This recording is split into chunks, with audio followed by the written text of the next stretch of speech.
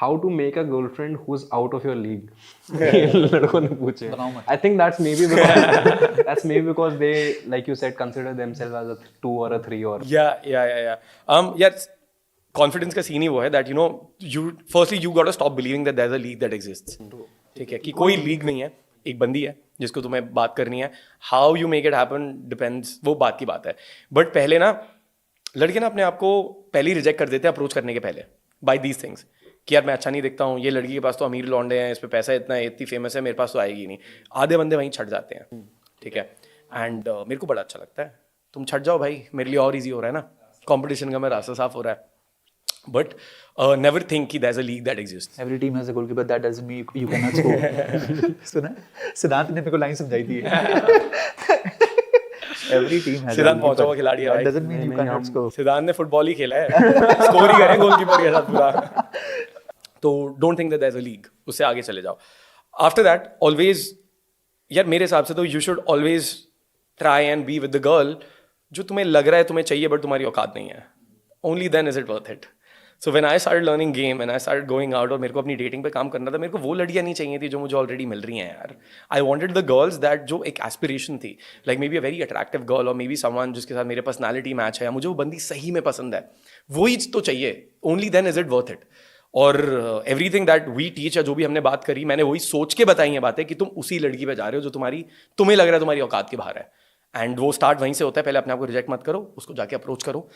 पहली अप्रोच जब करोगे I don't think it's gonna workout. अगर वर्कआउट कर गया तो बहुत ही अच्छी बात है, नहीं करा तो डोंट थिंक कि एक ही लड़की है पूरी दुनिया में तुम्हारे लिए.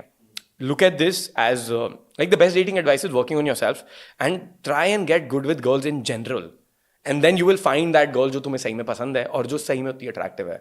इसके जो फैंस हैं उन्होंने क्वेश्चन पूछा है, right time to get married. Right time to get married सबका अलग होता है भाई. लाइक मेरे काफ़ी दोस्त हैं who got married at the age of 23 and 24 and everything, और उन्होंने अरेंज मैरिज भी करी है.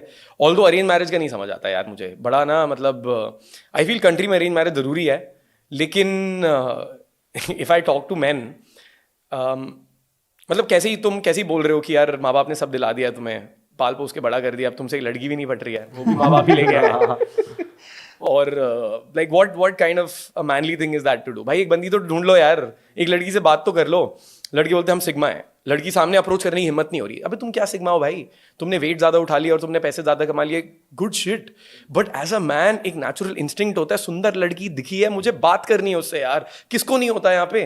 और तुम वो अपने core desire as a man बंद कर रहे हो क्योंकि तुमने एक वीडियो देखी है सिग्मा मेल की. What the fuck is going on. चुतिया पे भाई. सबसे ऐसा होता है कभी-कभार कि डेटिंग के लिए सपोज कर आप किसी लड़की को देखते हो तो अलग उसमें क्वालिटीज देखते हो और शादी के लिए किसी कुछ अलग देखते हो. ये भी तो बात हो सकती है. सपोज कर आप किसी लड़की को मिले, जैसे आपको कोई लड़की मिली, सपोज कर आप डेट कर रहे हो, जो भी आपने बोला आप फन अराउंड कर रहे हो, कुछ जो भी कर रहे हो, पर आप जब शादी के लिए कोई लड़की देखते हो ना तो उसमें अलग क्वालिटीज देखते हो आप कि मेरी फैमिली को समझेगी, ये करेगी. बहुत सारी. मेरा एक दोस्त था, उसकी जब उसने उस लड़की से शादी करने की बात करी तो बोलती कि मैं शादी तेरे साथ इसलिए नहीं करूंगी बिकॉज तो अपने मॉम डैड के साथ रहता है, तो मॉम डैड को तेरे को छोड़ना पड़ेगा अगर मेरे को तेरे से शादी करनी है तो. यार वो भी अब वो सबकी अपनी पर्सनल वो चीज़ें हैं. बट मतलब अगर एक लड़के का ममाज बॉय है तो लड़कियों को मेनली प्रॉब्लम इसलिए होती है वो आए घर पे और वो अपनी माँ के पल्लू में ही छुपा रहा है. So he is not become his own man only, तो वो प्रॉब्लम क्रिएट हो जाती हैं.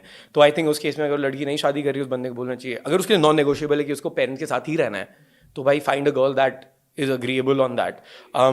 और अगर उस केस में लाइक अगर so what you saying is, जो मेरे को समझ आ रहा है कि you can find a girl, सब कुछ चाहिए, बट ये शादी के लिए कुछ लॉजिस्टिकल एरर्स आ जाएंगे, वहाँ पे इश्यूज आ जाएंगे जो अरेंज मैरिज में नहीं आएंगे. हम पहले ही बोलते हैं भाई ये चाहिए हमें, तो एक बड़े समझौते जैसी फील है. बट ठीक है यार, जिसके लिए चल रहा है आई अंडरस्टैंड. उसने बोला इस लोकेशन में मेरे को रहना नहीं है जहाँ पे आप रहते हो. यार वो भी है, उसमें बहुत सारी चीजें हैं. तो बट वो तो अरेंज मैरिज में भी बोलेंगे ना, नहीं यहाँ नहीं रहना मुझे. क्या बताओ लड़की मान जाए. लड़की मान भी जाए, लेकिन मेरा क्वेश्चन ये भी, अरेंज मैरिज में सब ना सुशील दिखाते हैं अपने आप को. ठीक है, जैसे वेलकम वाला सीन था, उदय शेट्टी वाला. कोई उदय शेट्टी नहीं है, सब सुंदर सुशील है. एयरलाइंस, टेक्सटाइल, बहुत फैला हुआ बिजनेस है. तो भाई देखो बात वही है, the girls that you are gonna think have red flags, इनमें दिक्कत है. उनके रिश्ते भी तो कहीं जा रहे हैं, उनको रेड फ्लैग नहीं दिख रहे हैं. क्यों? क्योंकि सच्चाई तो तुमने देखी है. तो आई एम नॉट श्योर कि अरेंज मैरिज के टाइम पे तुम कितनी सच्चाई लड़की की परख पाते हो. तो अगर तुम पहले डेट कर लो लड़की को and then you can figure things out, तो वो सही है यार. तो what is the right time to get married? जब तुम्हें लगे, मतलब जब तुम्हें लगे यार, वही ठीक है. मोस्टली ऐसा तो नहीं होना चाहिए कि यार जब तुम पहली लड़की से मिले उसी से शादी कर ली तुमने एकदम से ही। थोड़ा वेट कर लो यार, बिकॉज हाँ जानो 1 महीने में शादी मत करो, 3 साल तो आई थिंक कम से कम डेट करो लड़की को, and then think about it. भाई मैं तो 32 का हो गया, मेरी अभी तक शादी करने के मेरा मन नहीं करा है, तो मे आप करने वाले हो? Be sometime soon, next couple of years, but अभी तक तो नहीं है। तो I know a lot of guys जो 25-26 में भी शादी कर रहे हैं, अगर उनके लिए ठीक है तो करने दो यार।